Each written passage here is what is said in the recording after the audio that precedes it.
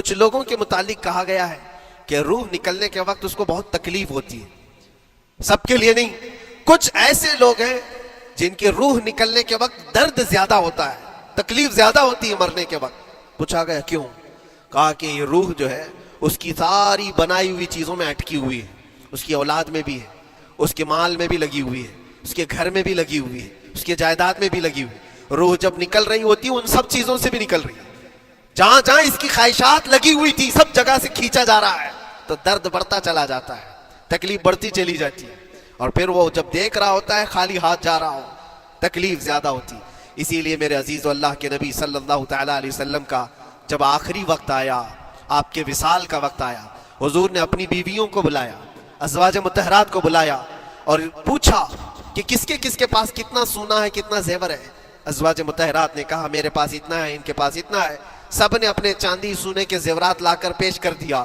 حضور پاک صلی اللہ علیہ وسلم نے فرمایا اے میری بیویوں، اے میری ازواج، اگر تم چاہو تو یہ سب اللہ کی راہ میں خیرات کر دو، اللہ کی راہ میں اس کو وقف کر دو، خیرات کر دو.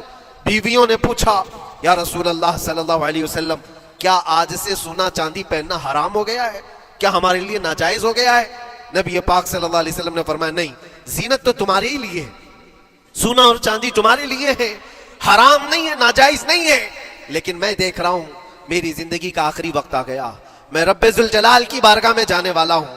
میں یہ چاہتا ہوں کہ اس حال میں دنیا سے جاؤں کہ میرے گھر میں سونا چاندی کا کوئی ٹکڑا پڑا ہوا نہ ہو اور اللہ کی بارگاہ میں فقیر اٹھایا جاؤ. یہ نبی پاک صلی اللہ تعالیٰ علیہ وسلم کی خواہش ہے کہ میں اللہ کی بارگاہ میں اس حال میں جاؤں کہ میرے گھر میں کوئی چیز رکھی ہوئی نہ ہو، سونا اور چاندی، مال و دولت. کیونکہ میرے عزیزوں اسی سے اندازہ کرو انسان اپنی خواہشات میں اتنا گھر جاتا ہے کہ اس سے نکلنا اس کے لیے مشکل ہوتا ہے. اور روح نکلنے کے وقت یہی تو تکلیف ہوتی ہے کہ کہاں کہاں کیا کیا بنایا تھا، کتنا جمع کیا تھا، حساب کرتے کرتے اس کی روح نکل جاتی ہے. ہم نے دیکھا ہے، میں اپنا ایک تجربہ بتاتا ہوں. عمرہ سے ہم واپس آ رہے تھے، 40 لوگوں کا قافلہ تھا. ایئرپورٹ پر پہنچے، بہت تاخیر ہو چکی تھی اور فلائٹ کا وقت بہت کم رہ گیا تھا. اور حاجی لوگ ماشاءاللہ جاتے ہیں تو خوب بھر بھر کر کے سامان بھی لیتے، کیا کیا سامان تھے سب کے پاس. اور ہمارا بار بار جانا آنا ہوتا ہے، میں کبھی کوئی زیادہ چیزیں رکھتا نہیں. ہم تو آگے نکلے، گروپ پورا تھا اور سارے لوگ سامان لے کر کھڑے تھے. وقت گزرتا گیا، فلائٹ جہاں چیک ان ہو رہا تھا سامان، انہوں نے کہا کہ 25 کلو سے زیادہ کا الاؤڈ نہیں ہے، اور یہاں 40 کلو لے کر بیٹھے ہوئے تھے. میرا تو تھوڑا سا لے لے، تیرا تو تھوڑا سا لے لے، ایک دوسرے کو پیش کر رہے ہیں. 3-4 لوگوں نے تو مجھے پکڑایا کہ آپ کے پاس سامان کم ہے مفتی صاحب، آپ تھوڑا سا ہمارا لے لو. جس کا لے سکتے تھے لے لیا. پھر اس کے بعد 1 گھنٹے سے کم ٹائم بچا تھا، انہوں نے کاؤنٹر کلوز کر دیا. میں نے دیکھا 20 سے 25 حاجی ایسے ہیں جن کا سامان بکھرا ہوا ہے اور کیا لے جا سکتے ہاتھ میں، وہ بھی 7 کلو 8 کلو اتنا ہی تھا. ان کی خواہشات میں دیکھ رہا تھا، کوئی مسلح اٹھاتا ہے، کوئی کھجور اٹھاتا ہے، کوئی کہتا ہے نہیں میرے بچوں کے لیے کھلونے لیا تھا اس کو لے لیتا ہوں. وہ لے لو تو مسلح چھوڑنا پڑتا ہے، یہ لے لو تو کھجور چھوڑنا پڑ جاتا ہے. کسی نہ کسی طرح سے وہ لوگ آخری وقت تو 4 چیزیں لے کر کے نکل رہے تھے اور بکھرا ہوا پورا سامان ایئرپورٹ پر ایسی موجود تھا. 1-2 کلو نہیں، کتنے کلو کا سامان چھوڑ کر کے یوں ہی آنا پڑا. یا تو پھر فلائٹ کے سفر پہ جاؤ یا سامان میں لگے رہو، 2 ہی آپشن تھے. اور کون وہ چھوٹے سامان کے لیے اپنا سفر ملتوی کرتا. واپس آئے، حسرت بھری نگاہوں سے دیکھتے رہے اپنے سامان کو. اور پھر اندر آ کر جب بیٹھے میرے ذہن میں یہ بات گونجنے لگی، یہی حالت ہوتی ہوگی جب انسان دنیا سے جا رہا ہوتا ہے، جب یہاں سے رخصتی کا وقت آتا ہے اور ملک الموت سر پر آ کر کھڑا ہو جاتا ہے. روح نکلنے کے لیے بھی تھوڑا سا وقت باقی ہے، بس منٹوں میں بھی نہیں رہ گیا. جب اس کو نظر آتا ہے، اب یہ سوچتا ہے اتنی نمازیں باقی رہ گئی، اتنی زکوٰۃ بھی رہ گئی، حج بھی تھا، اور بھی کچھ چیزیں کسی کے دینے کے باقی تھے، قرضے بھی تھے. کس چیز کی نصیحت کروں، کس چیز کی وصیت کروں؟ فلاں جگہ ایک گھر خرید کر کے اس کے ڈاکیومنٹ تو وہاں رکھا تھا، بیٹے کو بھی نہیں بتایا، بیٹی کو بھی نہیں بتایا، پتہ نہیں کس کے ہاتھ لگ جائے گا. یہ خواہشات گھومتی رہتی ہیں، وہ کسی کو بتا بھی نہیں پاتا. ادھر ملک الموت روح نکال کر نکل پڑتے. یہ انسان کی شارٹ لائف ہے، مختصر سی زندگی ہے جہاں یہ خواہشات دھری کی دھری رہ جاتی ہیں. اسی لیے شیخ سعدی نے بہت اچھی بات فرمائی. ایک بادشاہ نے اعلان کیا تھا اپنے وزیروں میں سے ایک کو، اس سے بہت خوش ہوا اور کہا جا آج تجھے میں اتنی جائیداد دوں گا، اتنا इतनी जमीन, इतनी प्रॉपर्टी दूंगा, जितना तू अपने हाथ में एक लकड़ी लेकर घेर देगा, जितनी जमीन तू घेरेगा उतनी तेरे नाम लिख दूंगा। लेकिन उसके लिए एक शर्त है, सुबह ये लकड़ी लेकर तू राउंड मारना और इतना गोल सर्कल बनाना सूरज डूबने से पहले पहले तक, जितनी जमीन घेर लेगा वो पूरी तेरे नाम पर। उसने सोचा कि इतनी बड़ी जमीन मैं घेर सकता हूं एक पूरे दिन। मियां मुंबई वाले अच्छी तरह जानते हैं 4x4 की जगह मिल जाए तो यहाँ कितनी बड़ी गनीमत होती। और उस बंदे को बादशाह ने कहा लकड़ी हाथ में ले ले और लकीर खींच, शाम होने से पहले जितना करेगा पूरा तेरे नाम पर। वो निकला और जब लकीर खींचते खींचते जब चलने लगा, पीछे मुड़ के देखता था बहुत लंबी हो गई है, इतनी जमीन मेरे नाम पर होने वाली है। दोपहर हो गई, वो वापस आना नहीं चाह रहा है, वापस आकर के सर्कल पे खत्म तो करना है जहां से शुरू किया था। सोचता और थोड़ा करते करते वो असर हो गई उसकी। अब उसको लगा कि वापस पलटना चाहिए। कई किलोमीटर हो गए थे, इतने किलोमीटर की जमीन अब वो अपने नाम पर करवाने वाला था। लेकिन जब वापस पलटने का वक्त आया, सांस फूलने लग गई, क्योंकि सुबह से चल रहा है, खाया भी नहीं है, पिया भी नहीं है, जिस चीज को जमा करने के लिए दौड़ता रहा। अब सूरज पीला पड़ गया, डूबने के वक्त करीब आने लगा तो अब भागना शुरू किया। बादशाह और उसके वजीर इंतजार कर रहे थे कि ये लौटेगा अभी। अब देखा बड़ी दूर से ये दौड़ता आ रहा है, अपनी लकड़ी को लकीर जमीन पर खींचते हुए कि जल्द से जल्द अपने उस पॉइंट पर पहुंच जाऊं जहां से शुरू किया था। सांस फूलने लग गई, दौड़ते हाँफने लग गया। सूरज डूबने के करीब आ गया, आखिरी किरणें बाकी थी और इसका पॉइंट भी करीब आ गया था। दौड़ते किसी तरह सूरज गुरूब होने से पहले पहुंच गया वहां पर, लेकिन कसरत से भागने की वजह से ठोकर खा करके गिर गया और अपने उस पॉइंट पर लकड़ी ला करके जमा कर दिया। बहुत बड़ा सर्कल, बहुत बड़ी लकीर खींचा था, लेकिन ऐसा गिरा कि दोबारा उठ नहीं सका। जब सिपाही उठाने को आया तो उसकी मौत हो चुकी थी, उसकी रूह निकल चुकी थी। इतना दौड़ा था, उसकी रूह निकल गई। बादशाह ने कहा इसने सुबह से लेकर शाम तक अपने नाम जायदाद करने के लिए इतनी दौड़ लगाई, बहुत लंबी लकीर खींचा, इतनी बड़ी प्रॉपर्टी इसके नाम पर होती, लेकिन अक्लमंद दानिश्वर था बादशाह। उसने कहा जहां ये गिरा है वहीं इसको दफन करो। और उसके बाद उसकी कब्र पर लिखा गया था कि इसको जरूरत इतने 2 गज जमीन की थी, दौड़ता कितना लंबा रहा, सुबह से शाम तक इतनी लंबी लकीर खींच लिया, लेकिन सोने के लिए इसको जो जगह चाहिए थी वो बस इतनी ही सी थी, वो 6 फीट की जगह। अजीज़ान गिरामी, ये एक जिंदगी के किसी का हादसा हो सकता है, लेकिन मैंने देखा है कि तकरीबन सबकी लाइफ में यही है। हम अपनी ख्वाहिशात के पीछे इतनी तेज दौड़ते रहते हैं, लेकिन जिस चीज की हमें जरूरत है उसकी तरफ एक बार भी नजर नहीं करते। कौन सी चीज है जिसकी हमें जरूरत है? वो हमेशा की जिंदगी आखिरत के लिए जो चीज चाहिए वो अल्लाह का जिक्र है, वो रब्बे जुल जलाल की जात पर यकीन और तवक्कुल है। आज अल्लाह ने सेहत और सलामती के साथ जिंदगी दी है, तो वक्त निकालो और बारगाह रब्बुल इज्जत में आ जाओ। मेरे अजीजों, आखिरी बात अर्ज करता हूं, ख्वाहिशात जहां खत्म होनी चाहिए वो कैसी है? अल्लाह के नबी सल्लल्लाहु ताला अलैहि वसल्लम मजलिस में बैठे, एक सहाबी का मसला ऐसा था कि वो सुबह जल्दी दौड़ करके चले जाते थे। साहबा ने उनकी शिकायत की कि ये फजर में इतनी जल्दी चले जाते हैं कि किसी से मिलते ही नहीं। हुजूर ने पूछा कि वजह क्या है? उनसे पूछा गया तो उन्होंने कहा या रसूल अल्लाह सल्लल्लाहु अलैहि वसल्लम, मेरा घर एक यहूदी के घर से लगा हुआ है और यहूदी के घर पे एक खजूर का दरख्त है जिसकी शाखें मेरी आंगन में भी आती हैं और पक्की खजूरें सुबह सुबह मेरे आंगन में गिर जाती हैं। मैं इसलिए जल्दी दौड़ करके जाता हूं, मेरे बच्चे उठने से पहले वो खजूरें जमा करके मैं उस यहूदी को दे दूं कि कहीं अनजाने में मेरा कोई बच्चा वो खजूर खा ना ले। हमारे लिए हलाल नहीं है। ये सहाबी रसूल का अमल था। अल्लाह के नबी सल्लल्लाहु अलैहि वसल्लम ने फरमाया, अपने बच्चों को हलाल खिलाने के लिए इतनी फिक्र। अजीज़ान गिरामी वक़ार, अब सुनिए, ये तो हालात ऐसे हो गए, यहाँ बड़े बड़े दरख्त ही निगल गए, खजूर तो छोड़े, डेकार भी नहीं। हराम चीजों के ऊपर तो कई लोगों की जिंदगी आबाद। खैर, हुजूर पाक सल्लल्लाहु अलैहि वसल्लम ने उनका मसला देख करके, उनकी तकलीफ को देख करके अपने सहाबा में ऐलान किया, कोई है जो उस यहूदी का दरख्त खरीद करके मेरे इस सहाबी को दे दे, मैं उसे जन्नत में पूरा बगीचा अता करूं, जन्नत में पूरा बाग उसे अता करूं। सहाबा, जाहिर सी बात है, एक बार हुजूर ने फरमाया تو پھر اس کو حاصل کرنے کے لیے ایسی دوڑ لگتی تھی، سب گئے میں حاصل کر لوں میں حاصل کر لوں۔ اب اس یہودی کو منانا تھا کہ تو ایک درخت جو ہے اپنے پڑوسی کو بیچ دے، آنگن میں اس کے ہے، بیچ دے۔ اب اس کو لگا کہ ان لوگوں کی ضرورت ہے، مجبوری ہے، تو وہ بھی اکڑ کر بیٹھا کہ مجھے بیچنا نہیں، مجھے دینا نہیں۔ اب سنیے میرے عزیزوں، مدینے میں ایک صحابی ہیں ابو دحداح، اللہ اکبر، کبھی میں پڑھتا ہوں تو حیرت ہوتی ہے۔ ابو دحداح مدینے کے اس صحابی کا نام ہے جن کا باغیچہ پورے مدینے میں سب سے مشہور ہے، ان کی کھجوریں سب سے مہنگی کھجوریں، اوالی مدینہ آج بھی مشہور ہے، جہاں کی اجوا کھجوریں بہت پسند کی جاتی ہیں۔ ابو دحداح کا باغیچہ بنا ہوا تھا، بڑا خوبصورت تھا، لوگ مثال دیتے تھے، تعریفیں کیا کرتے تھے، ابو دحداح کا باغیچہ مدینے میں سب سے قیمتی باغیچہ ہے۔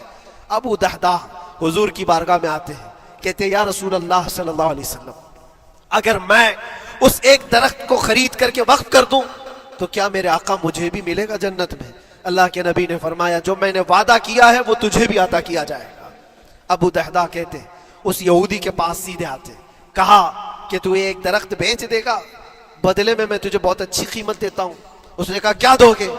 کہا مدینے میں ابو دحداح کا باغیچہ تمہیں پتا ہے؟ اس نے کہا ہاں جانتا ہوں، نام بہت سنا ہوا ہے۔ کہا وہ پورا باغیچہ اس ایک درخت کے بدلے دے دیا جائے گا، ایک درخت کے بدلے دے دیا جائے گا۔ اس یہودی نے کہا کیا مذاق کر رہے ہو؟ یہ کیا مذاق ہے؟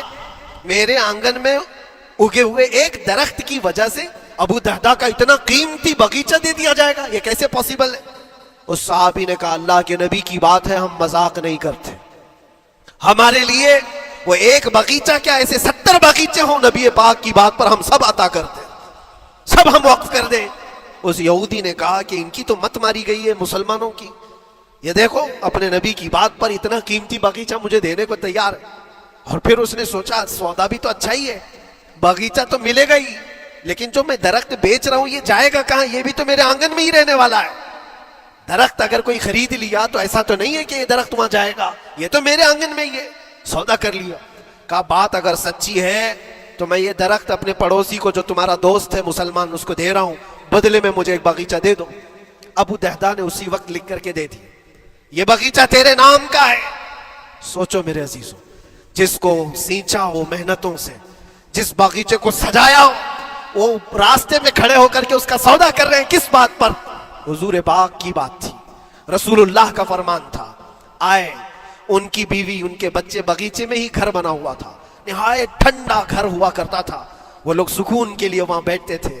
ابو دحداح اپنے باغیچے کے دروازے پر آئے، پھاٹک پر، اندر نہیں آتے، باہر کھڑے ہو کر کے اپنی بیوی کو پکارتے، ام دحداح پوچھتی ہے، وہ آواز آتی ہے کیا وہ اندر کیوں نہیں آتے؟ باہر کھڑے ہو کر ابو دحداح کہتے ہیں بیگم باہر آ جا، یہ باغیچہ بک چکا ہے، اب ہمارا نہیں ہے، سامان لے، بچے لے اور باہر آ جا۔ بیوی نے کہا یہ کیسے اچانک؟ نہ کچھ کہا نہ کچھ بتایا، لیکن وہ عورتیں دنیا دار عورتیں نہیں تھیں، وہیں سے اندر سے کہتی ہے ابو دحداح میرا تم پر یقین ہے اگر سودا کیا ہوگا تو بہت بھاری سودا کیا ہوگا، ورنہ ابو دحداح کا باغیچہ مدینے میں بیچے جانے کے قابل نہیں ہے، کون ہے جو اس کی قیمت لگائے گا؟ میرا گمان یہ ہے کہ میرا شوہر اگر سودا کیا ہوگا تو بہت اونچا سودا کیا ہوگا۔ ابو دحداح نے کہا میری رفیق حیات باہر تو آ جا، میں تجھے بتاؤں کون سا سودا کیا ہے، باہر آ جا۔ بچوں کو لیتی اپنا سامان سمیٹتی ہے اور اسی وقت باغیچہ چھوڑ کر کے باہر نکل آئی۔ ابو دحداح سے پوچھتی ہے یہ اچانک سودا کرنے کی کیا ضرورت پیش آئی؟ یہ اس طرح سے اچانک تم نے سودا کر لیا اور مجھے باہر بلایا، کیا سودا کیا، کتنے پہ بیچا؟ ابو دحداح نے کہا میرے ہاتھ میں پیسہ تو 1 روپیہ نہیں، 1 درہم نہیں ہے۔ کہا پھر کتنے میں بیچا؟ کہا اندازہ بھی نہیں کر سکتی۔ اللہ کے نبی نے فرمایا میرے اس صحابی کے لیے جو ایک درخت خرید کر کے دے دے اسے میں جنت کا باغیچہ عطا کروں گا۔ میں نے اپنے دوست مسلم بھائی کے لیے اس کا درخت خرید کر کے وقف کیا ہے اور بدلے میں اس یہودی کو یہ باغیچہ دے دیا ہے۔ بیوی وہ نہیں تھی جو یہ کہتی کہ مت ماری گئی ہے تیری، گھر بیچ کے آ گیا، فلاں کر کے آ گیا، وہ دنیا دار عورت نہیں تھی، ہاتھ اٹھاتی ہے اور سر پر رکھتی ہے اور کہتی ہے ابو دحداح مجھے تمہارے بارے میں یہی یقین تھا، قسم رب ذوالجلال کی اگر وہ یہودی اس باغیچے پر نہیں مانگتا تو ہمارے پاس اور جو کچھ تھا سب دے کر کے ہم نبی پاک کی بات پر عمل کر لیتے۔ حضور کی بات تھی، وہ یقین تھا، دنیا دے دیا، خواہشات قربان کر دیا قدم مصطفیٰ پر۔ اسی لیے اقبال نے کہا ہے کہ جو کچھ بھی ہمارے پاس ہے وہ نام مصطفیٰ سے ہے۔ آبرو ماں نام مصطفیٰ، ہم سب کی عزت و آبرو مصطفیٰ کے نام سے ہے۔ وہاں اپنی خواہشات قربان کر دو، ختم کر دو، اپنے اندر کی جتنی چیزیں ہیں حضور نے فرمایا، تو اس کے بعد اپنی طبیعت نہیں، اپنی خواہش نہیں۔ تم اپنے گھر پر سوچتے بیٹھے رہو گے کہ میرا گھر کیسے، میری بیوی کیا بول رہی ہے، میرا باپ کیا بول رہا ہے، میری ماں کیا بول رہی ہے؟ نہیں، وہ صحابہ کی زندگی یہ تھی، دنیا کیا بول رہی ہے اس سے ہمیں مطلب نہیں، میرے مصطفیٰ کیا فرما رہے ہیں۔ اپنی خواہشات وہاں پر۔ حضرت انس بن نزیر ایک صحابی ہیں، وہ حضور صلی اللہ تعالیٰ علیہ وسلم کے بڑے رازدار صحابی تھے، حضور ان کے گھر پر موجود ہے۔ مکہ سے ایک لیٹر آیا، جنگوں کی وہ لوگ تیاری کر رہے تھے، اور انس بن نزیر کون ہے؟ یہ ان کی بیوی جو تھی انس بن نزیر کی، اپنی بیوی سے بہت محبت کرتے تھے، بلکہ عشق کرتے تھے، عشق کرتے تھے اپنی بیوی سے، اور عشق میں ان کی شادی بھی ہے، اپنی بیوی کو بہت چاہتے تھے۔ اب سنو، مصطفیٰ کریم صلی اللہ علیہ وسلم انس بن نزیر کے گھر پر ہے، مکہ سے ایک قاصد آیا اور رازدارانہ طور پر ایک خط دیا، کہا مکہ والے جنگوں کی تیاری کر رہے۔ حضور نے خط کو پڑھوایا اور انس بن نزیر سے کہا، انس یہ بات تیرے اور میرے بیچ میں راز ہے، کسی سے نہیں کہنا، جب تک میں نہ کہوں اس خط کا ذکر کسی سے نہ کرنا۔ انس بن نزیر نے کہا، اے اللہ کے نبی آپ کا حکم، اس کے بعد میری زبان نہیں کھلے گی۔ خط کو بند کر دیا، رکھ لیا۔ حضور جب تشریف لے گئے گھر سے، ان کی بیوی، ان کی محبوبہ، ان کی رفیق حیات جس کو بہت زیادہ چاہتے تھے آئی، کہا انس رسول اللہ گھر پر آئے تھے، کچھ راز کی بات چل رہی تھی، کیا بات چل رہی تھی؟ انس بن نزیر نے کہا، دیکھ میری بیگم، محبت اپنی جگہ پر، وہ میرے مصطفیٰ کا راز، وہ میں نہیں شیئر کر سکتا، وہ نہیں بتا سکتا۔ بیوی ہنس کر کہتی، تم نہیں بتاؤ تو کوئی بات نہیں، میں نے تو دیوار کے پیچھے سے سن لیا ہے، مکہ والے جنگوں کی تیاری کر رہے ہیں، خط آ گیا ہے۔ انس بن نزیر نے اپنی بیوی سے اتنی بات سنی، سیدھے جا کر کے گلا پکڑ لیا، گردن کو دبوچ دیا اور کہا، اس وقت تک میں تیری گردن نہیں چھوڑوں گا جب تک میرے مصطفیٰ کا فرمان نہ آ جائے۔ گردن پکڑ لیا اس عورت کی جس کو سب سے زیادہ یہ چاہتے تھے، لے آئے حضور کے پاس، کہا یا رسول اللہ معاف کر دیں، آپ کا راز تھا، میں نے تو نہیں بتایا، مگر میری بیوی نے دیوار کے پیچھے سے سن لیا، اور اس لیے میں اس کی گردن پکڑ کر کے لایا ہوں کہ کہیں میں مجرم نہ بن جاؤں، نبی پاک کا راز افشا کرنے والا میں مجرم نہ بن جاؤں۔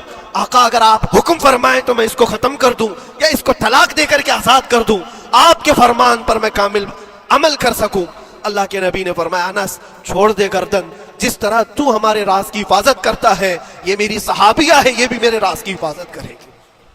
اس کے بعد ہاتھ چھوڑ دیا اور اپنی بیوی سے کہا کہ دیکھ میری محبت، میرا عشق اپنی جگہ پر، بات جب مصطفیٰ کی آئے گی پوری کائنات کو میں چھوڑ دوں گا، میرے مصطفیٰ کی بات کو عمل کروں گا۔ اور اس بیوی نے بھی یہی کہا، انس اگر تو مجھے راز بتا دیتا حضور کا، عشق میں ڈوب کر کے، محبت میں ڈوب کر کے، تو جو گلا تو نے میرا پکڑا، کل میں تیرا گلا پکڑ کر حضور کے پاس لاتی کہ حضور یہ آپ کی غلامی کے قابل نہیں ہے۔ یہ ان کا کمال درجے کا ایمان تھا، اپنی خواہشات کو قربان کر دیا۔ ایک مدینے کی خاتون ایسی ہے، سب سے زیادہ حسین و جمیل لڑکی ہے، حضور کے پاس ایک حبشی کالے رنگ کے صحابی ہیں، آئے کہا یا رسول اللہ مجھ سے کوئی شادی نہیں کرتا۔ حضور نے فرمایا کہ جا میں تیری شادی کے لیے ایک جگہ پر پیغام بھیجتا ہوں، اور بھیجا اس لڑکی کے گھر، انصاری صحابی کی ایک لڑکی اتنی خوبصورت ہے مدینے میں، ان کے گھر بھیجا۔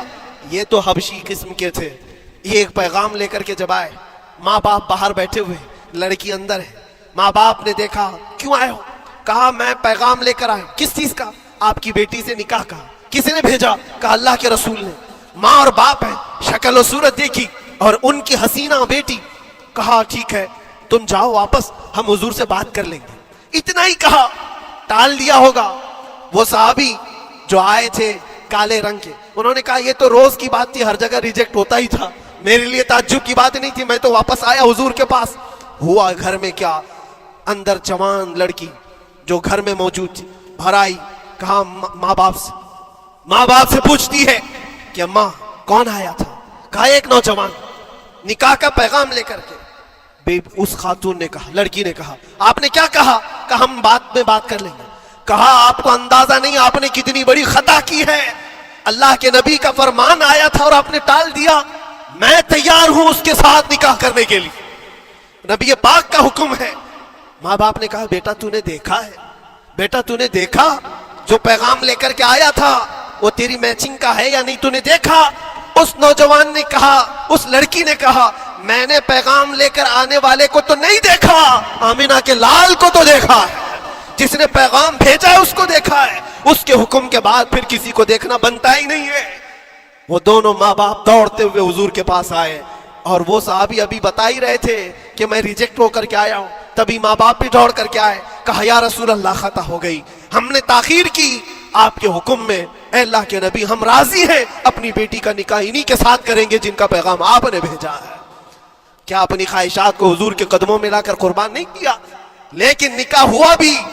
وہ نوجوان عبداللہ اسود نکاح کا ہے, حضور نے نکاح کروا دیا مسجد نبی, اور حضرت عثمان سے کہا کہ ان کو کچھ پیسہ دے دو, مال دے دو, شادی کا سامان تو خرید لے, جہیز لے لے, اپنا گھر سجا لے. ان کو صحابہ نے پیسے دیے, غریب تھے, میں بازار میں جا کر اپنی شادی کا سامان خرید رہے تھے. شام کے وقت اعلان ہو گیا مشرکین مکہ نے مدینے پر حملہ کیا ہے, اللہ کے نبی جہاد میں نکل رہے ہیں. یہ عبداللہ اسود جن کا نکاح مسجد میں ہوا اور رات کو سہاگ رات آج تھی, آج اپنے گھر دلہن لانے والے تھے, جو گھر سجانے کے لیے سامان خریدنا تھا جا کر کے گھوڑا خرید رہے, تلوار خرید رہے, اور اس کے بعد جنگ میں استعمال ہونے والا سامان خرید رہے.